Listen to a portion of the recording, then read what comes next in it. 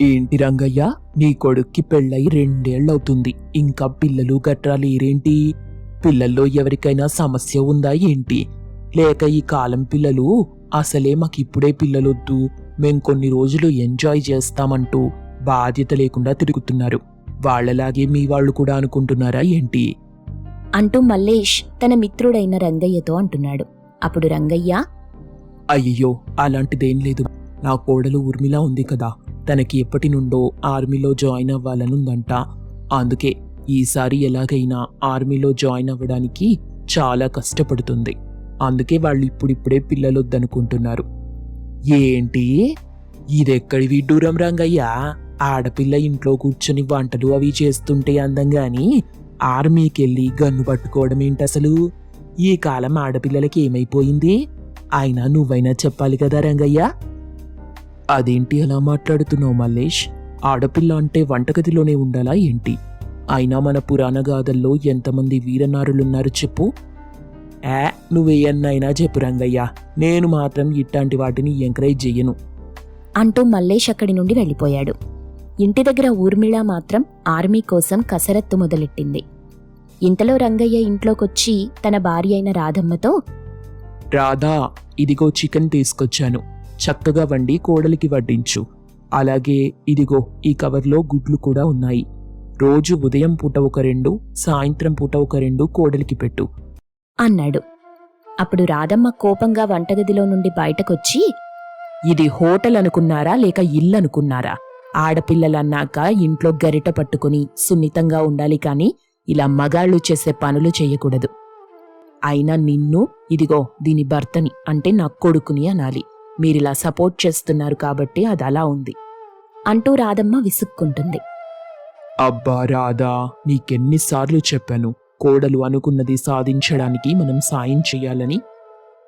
చేస్తాను, అందుకే కదా నేనున్నది అని కోపంగా రంగయ్య తెచ్చిన చికెన్ ఇంకా గుడ్లు తీసుకొని వంటగదిలోకి వెళ్ళింది. రంగయ్య పెరట్లో వ్యాయామం చేస్తున్న కోడలు ఊర్మిళ దగ్గరికి వెళ్ళి, అమ్మా ఊర్మిళ, ఎలా సాగుతుంది నీ ట్రైనింగ్?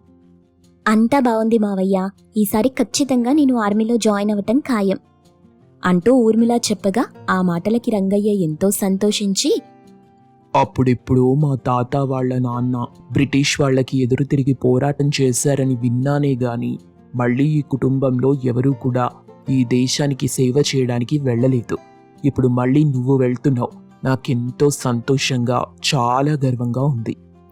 మావయ్య, మీరు నా కోసం బయట ఎంతో మందితో మాటలు పడుతున్నారు, అయినా కూడా మీరు నాకు సపోర్ట్ చేయటం ఎప్పుడూ కూడా ఆపలేదు.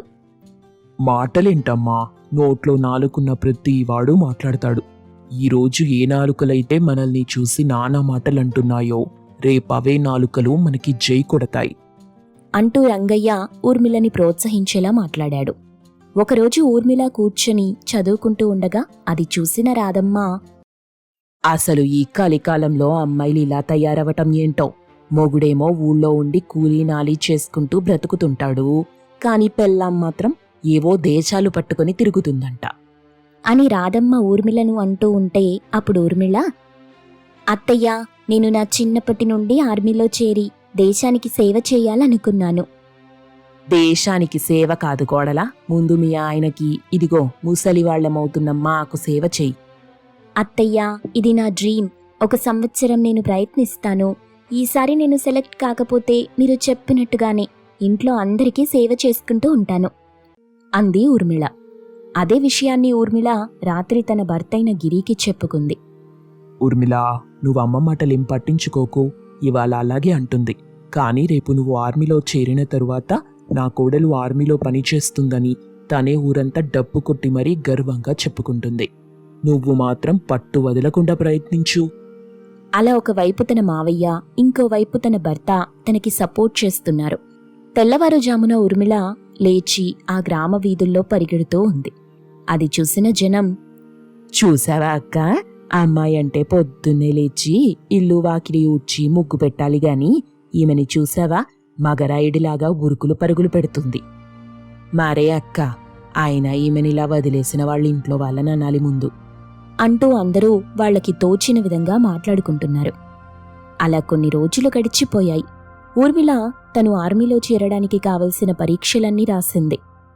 అత్తయ్య, మావయ్య, నేను ఆర్మీకి సెలెక్ట్ అయ్యాను అని ఎంతో సంతోషంగా చెప్పింది. ఊర్మిళ ఆర్మీకి సెలెక్ట్ అవ్వడంతో తన మావయ్యకి ఇంకా తన భర్తకి పట్టరాని సంతోషం వేసింది. తరువాత ఊర్మిళ ఆర్మీ ట్రైనింగ్కి వెళ్ళిపోయింది. అలా కొన్ని నెలలు గడిచిపోయాయి. ఒకరోజు రాధమ్మ టీవీలో న్యూస్ చూస్తూ ఉంది. నిన్న జరిగిన ఉగ్రవాదుల దాడుల్లో 27 మంది చనిపోయారు. దీనికి ప్రతిచర్యగా మన ఆర్మీ ఉగ్రవాదులను మట్టుపెట్టడానికి ప్రయత్నిస్తూ ఉంది అంటూ న్యూస్ వస్తూ ఉంటే అది చూసిన రాధమ్మ, ఏవండి వార్తలు చూసారా? నాకెందుకో చాలా భయంగా ఉంది. ఒకసారి మన కోడలికి ఫోన్ చెయ్యండి. రాధా, నువ్వంతలా భయపడకు, ఇదిగో ఇప్పుడే చేస్తున్నా అని రంగయ్య ఫోన్ తీసుకుని తన కోడలికి ఫోన్ చేశాడు. అమ్మా ఊర్మిళ, ఎలా ఉన్నావమ్మా? ఇదిగో ఇక్కడ మీ అత్తయ్య నీ గురించి తెగ టెన్షన్ పడుతుంది, ఒకసారి మాట్లాడు అని రంగయ్య ఫోన్ రాధమ్మకిచ్చాడు. అమ్మాయి ఊర్మిళ, అక్కడేదో ఉగ్రవాదులున్నారంట కదా, నువ్వు జాగ్రత్త కోడలా, బయటికది వెళ్లకు అని చెప్పగా ఊర్మిళ నవ్వి, అత్తయ్య, నా పని అలాంటి ఎదవల్ని ఏరెయ్యటం, అయినా మీరు నా గురించి ఏం భయపడకండి అని ఊర్మిళ తన అత్తయ్యన రాధమ్మకి ధైర్యం చెప్పింది. తర్వాత బార్డర్లో యుద్ధం మొదలైంది. ఆ యుద్ధంలో ఊర్మిళ ఎంతో చురుగ్గా పాల్గొంటుంది. అక్కడున్న ఎంతో మంది ఊర్మిళ చూపిస్తున్న తెగువని చూసి పొగుడుతున్నారు. ఊర్మిళ, గ్రౌండ్లో నీ టాక్టిక్స్ చాలా బాగున్నాయి. ఇదిగో ఇక నుండి ఈ టీంని నువ్వే లీడ్ చేయాలి. Okay sir. అలా ఊర్మిళ ఆ యుద్ధంలో చాలా మంచి పేరు తెచ్చుకుంది. ఇంకో పక్క శత్రు దేశాన్ని మన ఆర్మీ దెబ్బ కొడుతూ ఉంది. ఏరాగిరి, ఆ యుద్ధం ఎక్కడి వరకొచ్చిందంటరా? ఆ మైకపు ప్రజల్ని పొట్టన పెట్టుకున్న ఆ దుర్మార్గులు దొరికారంటనా? అమ్మా, వాళ్ల సంగతేమో గాని అలా ట్రైన్ అవుతున్న చాలా మందిని మన వాళ్ళు బాంబులు వేసి చంపేశారు. ఆ విషయాలు చెప్పడానికి ఈరోజు సాయంత్రం ప్రెస్ మీట్ పెడుతున్నారు. అవునా? సరేగాని ఊర్మిళ ఫోన్ చెయ్యక వారం రోజులవుతుంది. పాపం ఎలా ఉందో ఏంటో. అమ్మా, తనకేమవదులే అంటూ గిరి రాధమ్మకి నచ్చజెప్తూ ఉన్నాడు. సాయంత్రం యావత్ దేశమంతా టీవీల ముందు కూర్చున్నారు. ఊర్మిళ కుటుంబం కూడా టీవీ ముందు కూర్చొని న్యూస్ పెట్టుకుని చూస్తున్నారు. యుద్ధం గురించిన అన్ని వివరాలు ఇప్పుడు మనకి మేజర్ ఊర్మిళ గారు వివరించి చెప్తారు అని టీవీలో చెప్పగా, ఏరాగిరి, ఊర్మిళ అంటే మన ఊర్మిళనేనా అని అడుగుతూ ఉండగానే ఊర్మిళ ఆర్మీ యూనిఫాంలో వచ్చి యుద్ధం గురించి వివరిస్తూ ఉంది. మన భారతదేశం తరపున, మన భారత ప్రజల తరపున మేము వారికి తగిన గుణపాఠం చెప్పాము. శత్రువుల్ని అంతం చేసే వరకు మా ఈ ఆపరేషన్ ఆగదు. జై హింద్ అంటూ ఊర్మిళ మాట్లాడుతూ ఉంటే అది వింటున్న అందరికీ రోమాలు నిక్కబొడుస్తున్నాయి. ఆహా, నా కోడలెంత బాగా మాట్లాడిందిరా అని రాధమ్మ ఊర్మిళని పొగడ్తలతో ముంచేస్తుంది. తర్వాత రంగయ్య ఊళ్ళోకి వెళ్ళగా రంగయ్యని మల్లేష్ కలిసి, రంగయ్య, మన ఊర్మిళ నిన్న చాలా బాగా మాట్లాడింది కదా, నాకు చాలా గర్వంగా అనిపించింది. తను మా నూరి బిడ్డే అవటం. నాకు ముందే తెలుసు ఊర్మిళకి ఇంత శక్తి ఉందని అంటూ మల్లేష్ కూడా ఊర్మిళని పొగుడుతున్నాడు. అలా ఒకప్పుడు ఊర్మిళని ఎన్నో మాటలన్న వాళ్లంతా ఇప్పుడు పొగుడుతూ ఉన్నారు. తర్వాత కొన్ని రోజులకి ఊర్మిళ తన గ్రామానికి రాగా అందరూ కలిసి తనకి సన్మానం చేశారు. నేనివాళ ఈ స్థాయిలో ఉన్నానంటే దానికి కారణం మా అత్తయ్య, మావయ్య, ఇంకా నా భర్త అంటూ అందరి గురించి చెప్పుకుంటూ వచ్చింది. ఊర్మిళని చూసిన తరువాత ఆ ఊళ్ళో నుండి ఎంతో మంది దేశానికి సేవ చేయడానికి వెళ్లారు. అది వేసవికాలం. ఒక చెట్టు కింద రోజా అనే అమ్మాయి చిన్న చిన్న వస్తువులు పెట్టుకుని అక్కడ కాపురం ఉంటుంది. కట్టెల పొయ్యి మీద వంట చేస్తూ ఉంటుంది. ఇంతలో అటుగా వెళ్తున్నావు ఒక కారు అక్కడ ఆమెను చూసి ఆగుతుంది.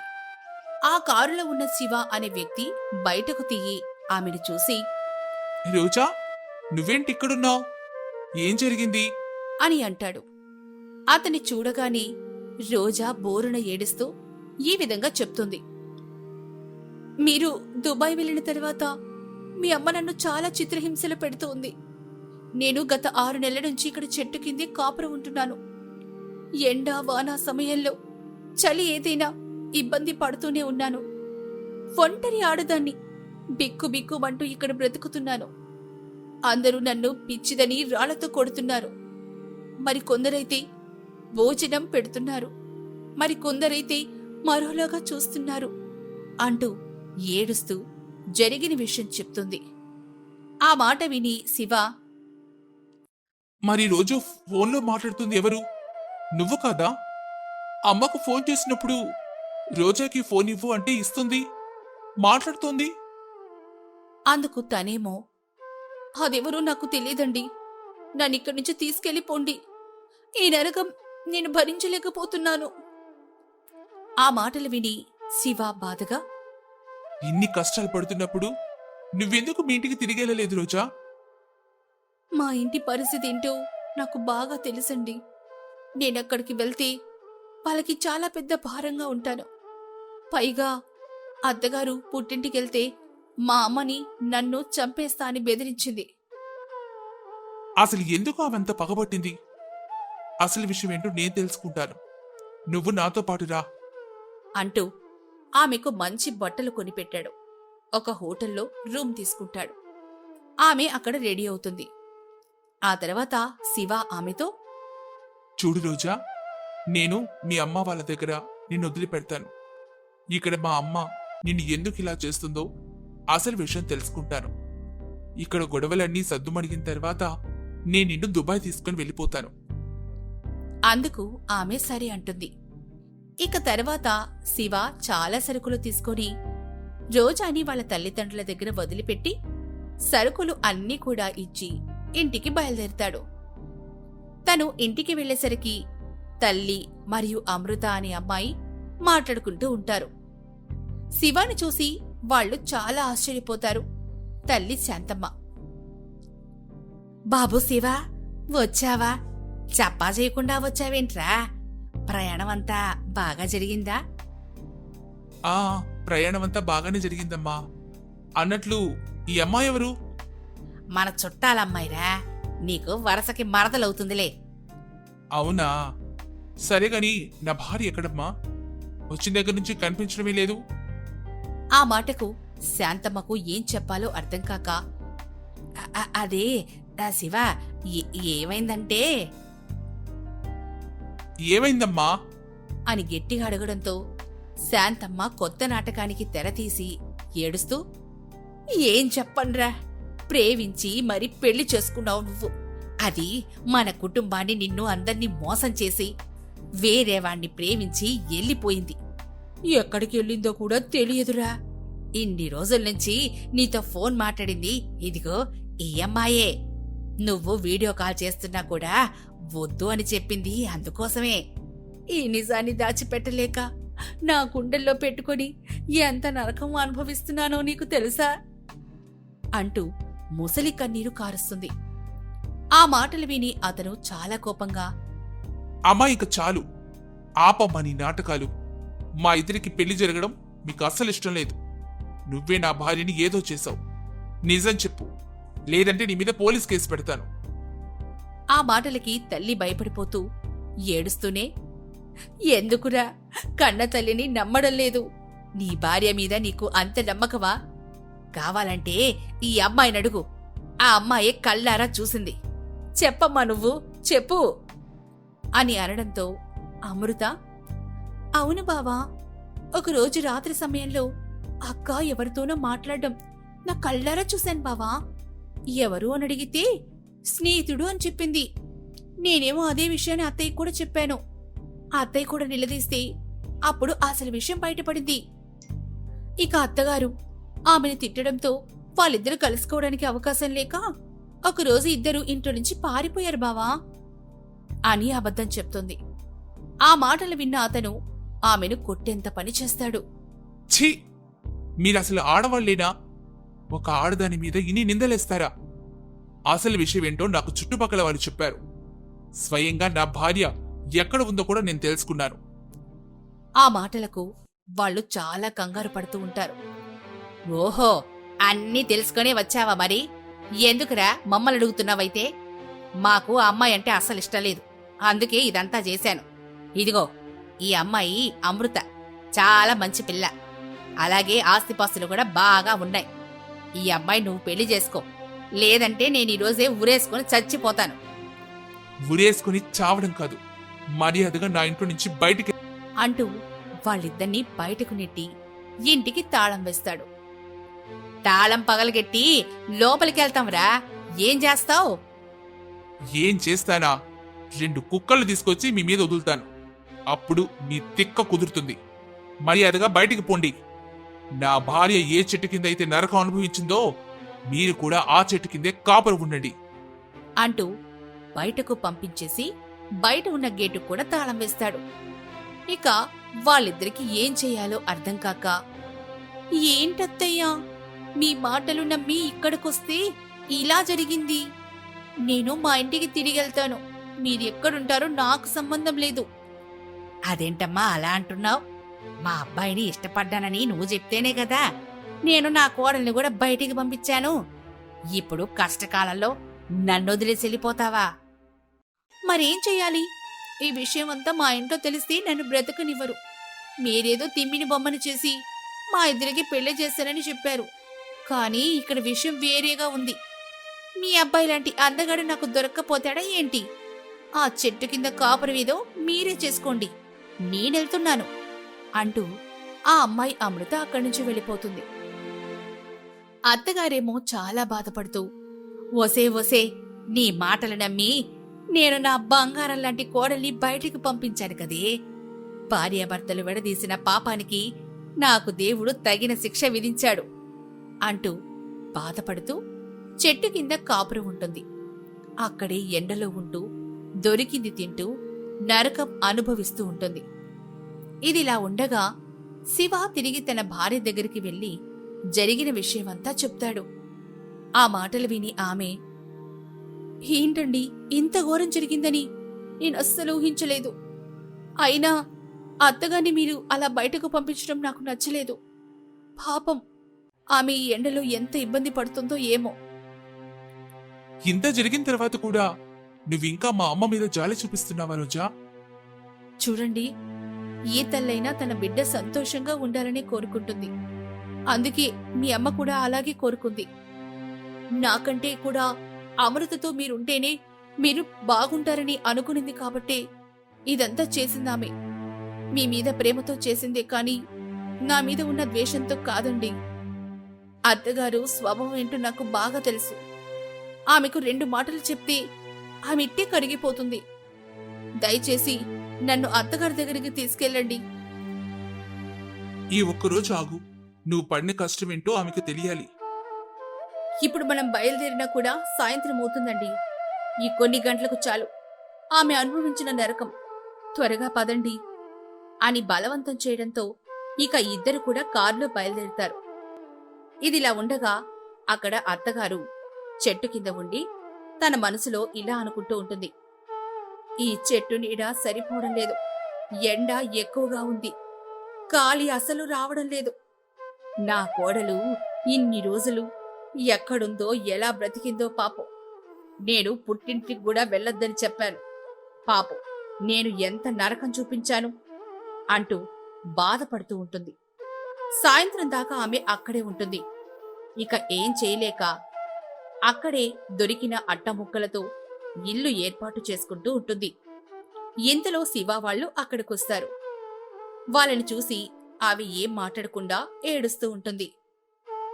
అత్తయ్య, బాధపడకండి, మేమొచ్చేశాం కదా. అమ్మా, బంగారం లాంటి నిన్ను వదులుకున్నందుకు నాకు బాగా బుద్ధొచ్చింది. ఆ అమృత నన్నిలా ఒంటరిగా వదిలిపెట్టి తన దరి తాను చూసుకునిందమ్మా అంటూ జరిగిన విషయమంతా చెప్పి బాధపడుతుంది. చూసావా అమ్మా, నా భార్య ఎంత మంచిదో. నువ్వు బాధపడతావు, ఇబ్బంది పడతావని నిన్ను హడావిడిగా ఇక్కడికి తీసుకొచ్చింది. నువ్వు మాత్రం తన్ని దిక్కులేని దానిలాగా వదిలేశావు. ఇప్పటికైనా నా భార్య మంచితనం అర్థం చేసుకో. నాకు అంత అర్థమైంది బాబు. ఇంకెప్పుడు కూడా తన్ని ఇబ్బంది పెట్టను. బాగా చూసుకుంటాను. ఇక నా భార్య ఇక్కడ ఉండదమ్మా. నాతో పాటు దుబాయ్ తీసుకెళ్లిపోతున్నాను. నువ్వు ఇంట్లో ఒక్కదానివి సంతోషంగా ఉండు. ఆ మాటలకు అత్తగారికి ఏం చెప్పాలో అర్థం కాదు. చాలా బాధపడుతూ మీ ఇష్టమని అంటుంది. లేదండి, నేను అత్తగారిని వదిలిపెట్టి ఎక్కడికి రాలేను. ఈ వయసులో ఆమెకు తోడవసరం. మామయ్య గారు ఉన్నట్లయితే నేను మీతో పాటే వచ్చేదాన్ని. ఇప్పుడు నేను అత్తగారిని వదిలిపెట్టి రాను. అందుకు శివ, సరే అయితే నేనే మన బిజినెస్లన్నీ కూడా ఇండియాకి మార్చేసుకుంటాను. అని అంటాడు. ఆ మాటలకి వాళ్ళిద్దరూ కూడా చాలా సంతోషపడతారు. ఇక అత్తాకోడళ్ళు ఆ రోజు నుంచి తల్లి కూతుర్లాగా ఎలాంటి గొడవలు లేకుండా సంతోషంగా ఉంటారు. రోజులు గడుస్తూ ఉండగా శివ కూడా తిరిగి ఇండియాకొచ్చేసి ఇక్కడే వ్యాపారాలు చేసుకుంటూ కుటుంబంతో కలిసి సంతోషంగా ఉంటాడు.